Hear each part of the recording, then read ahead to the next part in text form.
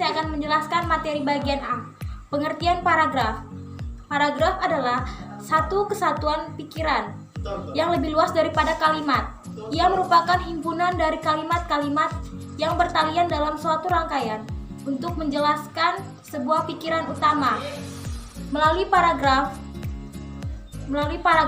gagasan menjadi jelas oleh uraian tambahan yang tujuannya menonjolkan pikiran utama secara lebih jelas. Baiklah, di sini saya akan melanjutkan materi struktur paragraf, yaitu kalimat yang membangun paragraf pada dasarnya di atas dua macam, yaitu kalimat topik atau kalimat pokok, dan yang kedua yaitu kalimat penjelas atau penutup.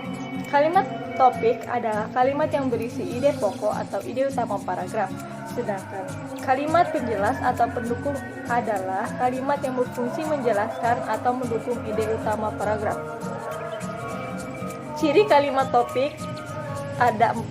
Yang pertama ialah mengandung permasalahan yang potensial untuk dirinci dan diuraikan lebih lanjut. Yang kedua, merupakan kalimat lengkap yang dapat berdiri sendiri. Yang ketiga, mempunyai arti yang cukup jelas tanpa harus dihubungkan dengan kalimat lain. Dan yang keempat, dapat dibentuk tanpa bantuan kata sambung dan frase transisi. Ada beberapa ciri kalimat penjelas juga. Yang pertama, sering merupakan kalimat yang tidak dapat berdiri sendiri dari segi arti. Arti kalimat ini kadang-kadang baru jelas setelah dihubungkan dengan kalimat lain dalam satu paragraf. Pembentukannya sering memerlukan pembentukan kata sambung dan frase transisi. Dan yang keempat, isinya berupa rincian, keterangan, contoh, dan data tambahan lain yang bersifat mendukung kalimat. Di sini saya akan menjelaskan tujuan paragraf. Tujuan membentuk paragraf yaitu membedakan penulisan dalam merinci ide pokok, membedakan pembaca dalam memahami pokok pikiran suatu karya tulis, dan memberikan perhatian yang formal sehingga pembaca dapat beristirahat. Jenis-jenis paragraf.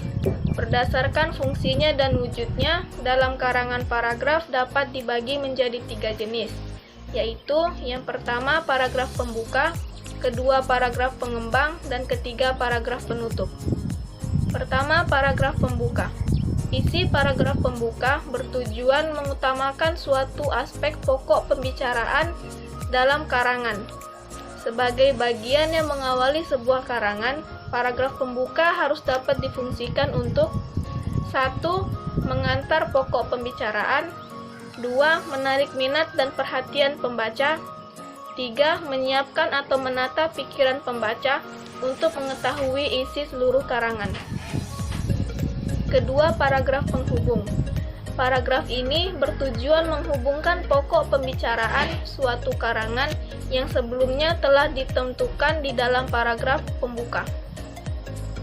Ketiga, paragraf penutup. Paragraf penutup adalah paragraf yang terdapat pada akhir tulisan atau yang mengakhiri sebuah tulisan. Mengingat paragraf penutup dimaksudkan untuk mengakhiri karangan atau bagian karangan, penyajiannya harus memperhatikan hal berikut ini. 1.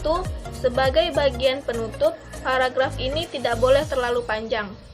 2. Isi paragraf harus berisi simpulan sementara atau simpulan akhir sebagai cermin inti seluruh uraian.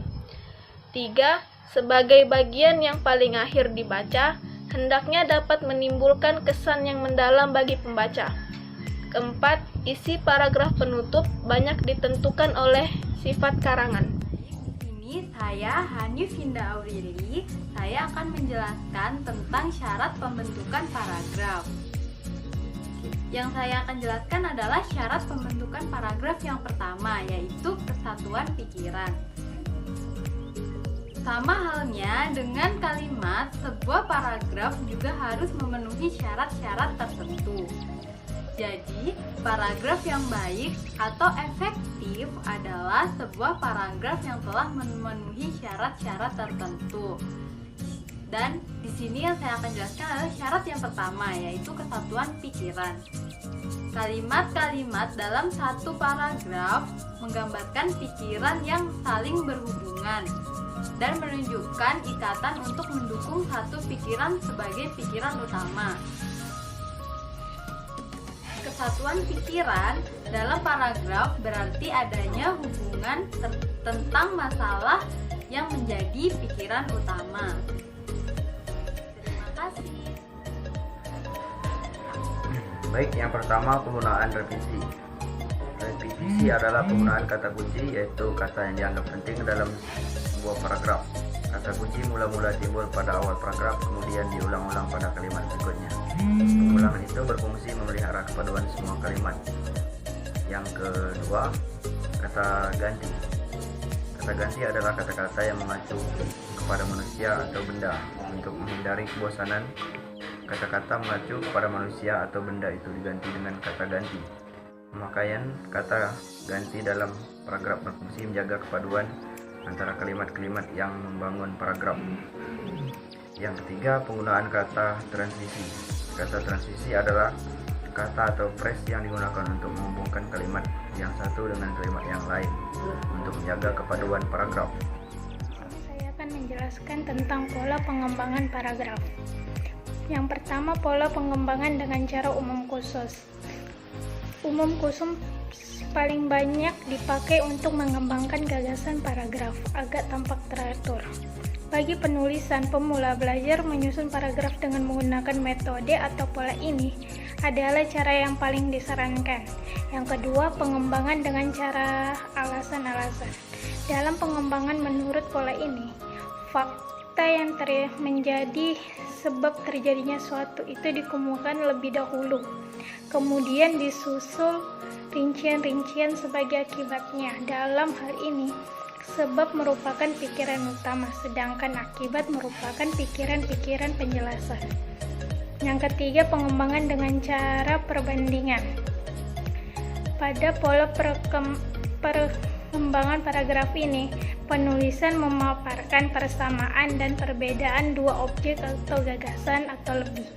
Perbandingan tersebut dapat dilakukan karena objek yang berbeda itu mempunyai persamaan tertentu dan juga perbedaan tertentu. Yang keempat, pengembangan dengan cara contoh-contoh.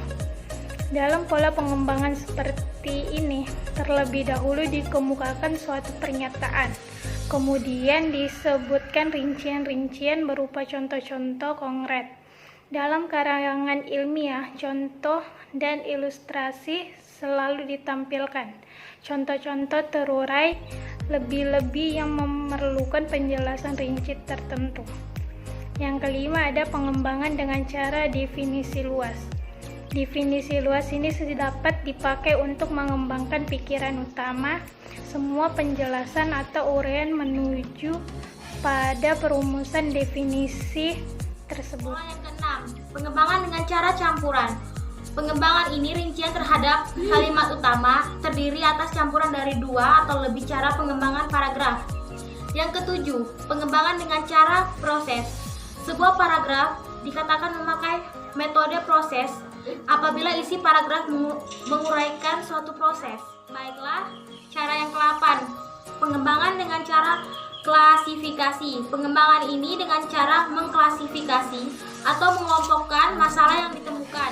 Pengembangan dengan cara fakta. Pengembangan dengan cara fakta merupakan suatu bentuk pengembangan paragraf yang dilakukan dengan menyertakan sejumlah fakta atau bukti-bukti untuk memperkuat pendapat yang dikemukakan. Yang terakhir, pengembangan dengan cara pertanyaan. Pengembangan paragraf dengan cara ini berarti menyusun kalimat topik dalam bentuk kalimat tanya.